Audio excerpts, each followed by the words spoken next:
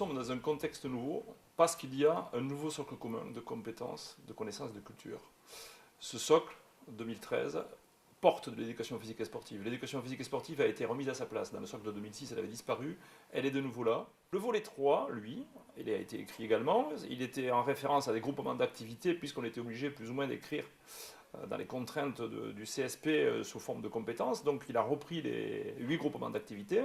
Ce texte a été soumis à la consultation en mai 2015.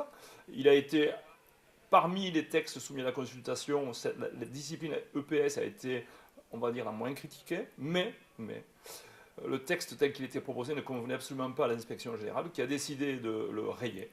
Il a été supprimé, donc le volet 3, tel qu'il apparaît aujourd'hui, tel qu'il a été voté au CSE, tel qu'il a été publié, n'est plus une production du CSP, c'est une production de l'inspection générale qui, au passage, dit aujourd'hui, dans la revue EPS, à travers Valérie Debuchy, dit que ce n'est pas elle qui l'a écrit. Ce qui a disparu, à l'évidence, ce sont les compétences attendues dans les APSA. Il n'y en a plus.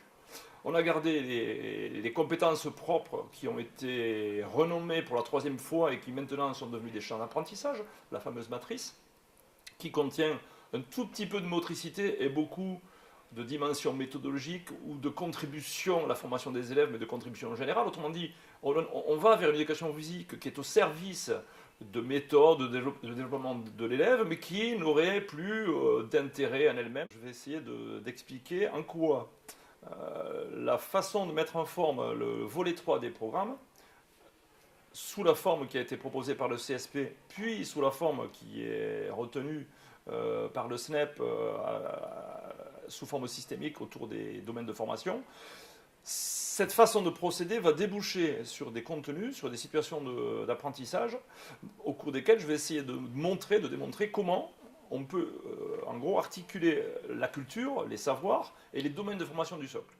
En contrepoint, je proposerai de balayer un petit peu des propositions qui ont été faites et qui sont déjà écrites sur EduSchool, sur le badminton, qui sont une forme non pas articulée de façon systémique, mais une façon déclinante, enfin, sous forme de déclinaison à partir de grands enjeux, entre guillemets, et de méthodes qui pèsent très très lourd effectivement sur les contenus, et voir ce que ça donne du point de vue des contenus, des pratiques, quand on procède de cette façon. En gros, on a 2 systèmes qui donnent 2 résultats différents, et la thèse, c'est d'essayer de mettre cela en débat.